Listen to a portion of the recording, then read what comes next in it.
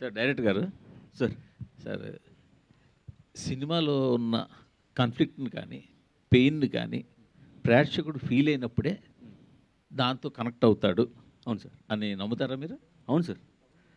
ఆ రకంగా చూసుకుంటే మీరు సినిమాలో బ్రహ్మానందం గారుతో ఉన్న పెయిన్ని కానీ ఎక్కడ అంత పెర్ఫెక్ట్గా ప్రొజెక్ట్ చేయలేకపోయారు అంటే ఏమంటారు మీరు?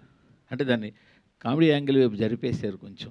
యాక్చువల్లీ సీరియస్ ప్రాబ్లం డిస్కస్ చేశారు మీరు. సో సినిమాలో ఇంతవరకు డిస్కస్ చేయని ఒక సీరియస్ ప్రాబ్లం, మంచి ప్రాబ్లం డిస్కస్ చేశారు. మంచి పాయింట్ అది. సో సో దాని ఆ పెయిన్ని జనాలు తెలిసేలా చేయలేకపోయారు. ఓకే. అంటే అంటే యాక్చువల్లీ పెయిన్ అనేది తెలుస్తుందనే బిలీఫ్తోనే వెళ్ళాం సార్ ముందుకు స్టెప్ వేసింది. అది ఏంటంటే ఇంకొద్దిగా ఎస్టాబ్లిష్ అయితే బాగున్నాము మీరు చెప్తున్న దాన్ని బట్టి. బట్ విన్నదాన్ని బట్టి అయితే ఆడియన్స్ పాయింట్లోని ఫన్ స్పేస్లోని అండ్ కనెక్షన్ పాయింట్లో కూడా ఫన్ గురించి నేను మాట్లాడలేదు. యా అని ఈ ఎమోషనల్ కనెక్ట్ చెప్తున్నారు. యా ఎమోషనల్ కనెక్ట్ సరిపోయింది, సెట్ అయింది అని అనుకున్నాం. మీరు చెప్పినట్టు మేబీ ఇంకొద్దిగా ఇంకా ఎక్స్టెండ్ చేసి ఉంటే అప్పుడు ఏమైనా ఉండేది. ఇప్పుడు ప్రభాకర్ గారు తండ్రినేమో ఓల్డ్ ఏజ్ హోమ్లో జాయిన్ చేశారు, లేకపోతే ఆయన జాయిన్ అయ్యారు. అవును సార్. కూతుర్ని వెళ్ళి తాతను కలవద్దని చెప్తారు, ఎందుకు కలవద్దు అంటారు తెలియదు. మనవని హీరోని కూడా కలవద్దు, చెల్లిని సిస్టర్ని వెళ్ళి నువ్వు బ్రదర్ని కలవద్దు అంటారు. అవును సార్. అసలు తాత బతుకున్నాడో లేదో తెలియని పొజిషన్లో ఉంటాడు హీరో. అవును సార్.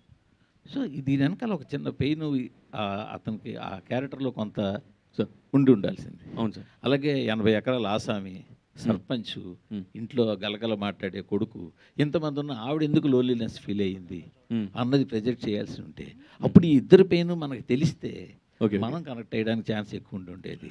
Okay okay. అది నేను అడుగుతుంది. మీరు జనాలు ఎంటర్టైన్ అవ్వట్లేదా, చూడట్లేదు, సినిమా జనాలు నచ్చింది, బాగుంది కాదనట్లేదు. సో ఈ పెయిన్ ఇంకొంచెం బాగా తెలిస్తే ఆ మెయిన్ ఏదైతే మీరు కోర్ పాయింట్ ఏదైతే ఉందో కొత్తగా ఎంచుకున్న పాయింట్, అవును సార్, అది జనాలు కనెక్ట్ అయ్యి ఉండేది అని నేను. Okay okay. Yes sir. ఆయన తరఫున నేను చిన్న సమాధానం చెప్తాను సార్. అతను కొడుకు ఏజ్ కూడా కాదు, మనవడు ఏజ్, అదే వికసిస్తున్న మొగ్గ, వికసిస్తున్న మొగ్గ కూడా కాదు, బడ్డింగ్ స్టేజ్ కూడా కాదు. ఎందుకంటానంటే ఇప్పుడు ఈ ఈ ఓల్డ్ ఏజ్ క్యారెక్టర్స్ డీల్ చేయటం అనేది it's not that easy. First point, ఆ ఏజ్కి తగ్గిన, లేకపోతే ఆ ఏజ్ని అర్థం చేసుకోగలిగినటువంటి మెంటల్ మెచ్యూరిటీ ఉన్నవాళ్ళు మాత్రమే చేయగలరు. అయినా ఈ సినిమాలో అతను తన శక్తి మేరకు ఫాదర్ మదర్ ఎలా ఉంటారు, తాతగారు వీళ్ళు వెళ్తే ఎలా ఉంటారు, దీని ఇన్నేట్ థాట్ ఏంటంటే అలాంటి వాళ్ళకు కూడా ఆలోచనలు, డిపెండెన్స్ బాగుండాలి, అందరితో కలిసి బాగుండాలి, కలిసి బతకాలి అనే థాట్ తీసుకురావడానికి అతను చేసిన ప్రయత్నం అది. అంటే రేపు పొద్దున మీరు చెప్పిన పాయింట్స్ ఏమైనా ఉంటే నెక్స్ట్ టైం నుంచి యూ షుడ్ ఫాలో. ఏమండి? రైట్. ఏదండి? పంచు మలకనోకే పంచ. ఓకే, మీకే పని చేశారండి. Next sir. Hi sir, this is Tarzan plus TV. First of all thank you so much sir. ఇప్పుడున్న మా జనరేషన్లో ఎమోషన్ ఒకటి చూపించారు. అట్ ద సేమ్ టైం ఇప్పుడున్న డబుల్ మీనింగ్ డైలాగ్స్కి మేము ఎక్కువ నవ్వుకునే జనరేషన్లో మీలాంటి అద్భుతమైన కామెడీ మాకు చూపించాను. Thank you so much sir. How do you feel sir ఆ comedy? That great goes to director అండి. అదంతా రచన అంతా రాసుకున్నవాడు అతనే పాపం. ఇందులో నేను మాత్రం మొట్టమొదటి చెప్పినప్పుడు నేను సిన్సియర్గా చెప్పిన పాయింట్ ఏంటంటే సాధ్యమైనంత వరకు అలాంటి వైపు వెళ్ళి ఫైట్ చేయటం కంటే మ్యాక్సిమం మా జంజాల గారిను, లేకపోతే అప్పుడున్న మా శ్రీకృష్ణారెడ్డి గారిను, లేకపోతే ఒక యువి సత్యనారాయణ గారిను, వీళ్ళందరూ నిన్న మొన్నటి మన ఎవరు వైట్ల సిన్ను గారి దగ్గర వరకు మేము చేసిన క్యారెక్టర్స్ అన్ని చూశారు కదండి. అవి మోతాదు మించకుండా ఉండేటట్టు చేస్తే నేను కూడా మీ దగ్గరికి రావడానికి వీలుంటుందండి అని మొట్టమొదటి డే 1 వాళ్ళకి నేను చెప్పాను. వాళ్ళు దాని గురించి అని కాకపోయినా they came with fresh subject. తర్వాత ఇందులో చెప్పాలనుకున్న చిన్న పాయింట్ ఉంది కదా, మీ అందరికీ తెలుసు, తాళ్ళూరు రామేశ్వరి గారితో ఆ చిన్న ఓల్డ్ ఏజ్ అనుబంధం ఎలా ఉండాలనే దగ్గర చాలా జాగ్రత్తలు తీసుకుని చేశారు. ఇంకా కొన్ని of course to err is human, ఎక్కడో ఒక్కో చోట పొరపాటు జరుగుతుంటుంది, ఒక్కో చోట అద్భుతంగా చేశాడు అనిపిస్తుంది. But as far as my little knowledge goes in film industry, అతను ఈ సబ్జెక్ట్ డీల్ చేసే విధానం మాత్రము నాకు ఎక్కడో పాపం ఇంత చిన్న కుర్రాడైనా చాలా బాగా కష్టపడ్డాడు అనే ఫీలింగ్ కలిగింది. అది ప్రజల్లో కూడా కలిగిందేమో, లేకపోతే చాలా చాలేవా ఈ సినిమా ఎవరు చూస్తాడు అనుకుని ఉండేవాళ్ళు.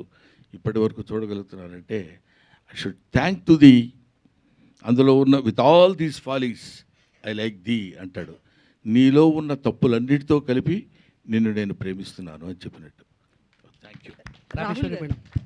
అయితే మీ గత సినిమాలతో పోలిస్తే ఇది ఎంతవరకు సక్సెస్ అనుకుంటున్నారు మీరు బ్రహ్మానందము? అంటే నా 3 సినిమాలు అంటే లైక్ వర్డ్ ఆఫ్ మౌత్ నుంచి స్టార్ట్ అయినాయండి. అండ్ లైక్ ఫ్రైడే అంటే ఒరిజినల్గా every Friday all the 3 movies ఎట్లా అయితే ఉన్నాయో అదే జరుగుతుంది ఇప్పుడు. సో ఐ థింక్ సాటర్డే ఇవాళ మై అంటే like all the movies day 4 is greater than, day 3 is greater than, day 2 is greater than day 1 లాగానే ఉంది.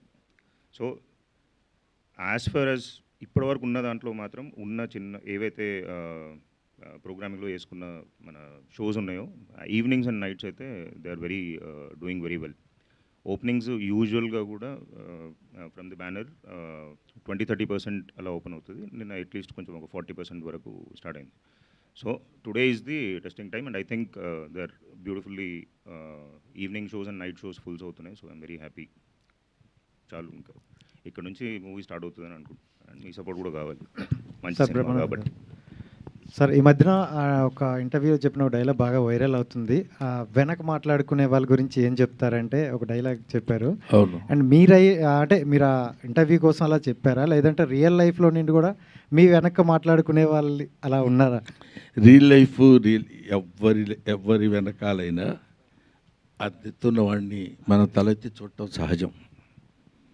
మీ లైఫా, నా లైఫా, ఇంకో వాళ్ళ లైఫా, లైఫ్లో ఎవరి లైఫ్ అయినా అది అది అది వెనకాల మాట్లాడుకునే వాళ్ళు తప్పని కూడా నేను అంటలేదు సార్. పాపం వాడు ఏదో మాట్లాడుకోవాలి కదా. ఆ మాట్లాడుకున్న దానిలో మన గురించి కొంచెం కొంచెం హార్ష్గా మాట్లాడేసరికి వెనకవాడు రోడ్డు మీద నడుస్తుంటే, ఏనుగు నడుస్తుంటే కుక్కలు అరుస్తాయి, అలాంటి పిచ్చి మాటలు కూడా వద్దు సార్. ఎందుకంటే అవి అరుస్తూనే ఉంటాయి, వీళ్ళు వెళ్తూనే ఉంటారు. ఎక్కడ ఏది time and tide doesn't wait for the man. మన కోసం ఏది ఒక క్షణం ఆగదు. వాళ్ళు అలా అనుకుంటారు, వీళ్ళు ఇలా అనుకుంటారు. డెస్టినీ ఎలా ఉంటే అలా జరుగుతుంది. లాస్ట్ టైం కూడా నేను అదే చెప్పాను. కాబట్టి చిన్న చమత్కారంగా చెప్పడానికి ఏంటంటే, మన నిజంగానే వెనక మాట్లాడుకునే వాళ్ళు 1,90,000 మాట్లాడుకుంటారు. అవన్నీ మనకెందుకండి? వాడు ముందుకు వచ్చేసి ఏంటా నువ్వు చేసింది అన్నాడు అనుకో, ఏంటి నేను చేసింది అని అడగడానికి ఉంటుంది. అది అందుకనే అది చెప్పాను. అది చాలామంది అడుగుతున్నారు, చాలా బాగుందండి మీ ఇంటర్వ్యూ రా టాక్స్లో అని ఏదో చెప్పారు. నేను చెప్పాను తప్ప మళ్ళీ నేను చూసుకోలేదు. Thank you sir. నెక్స్ట్.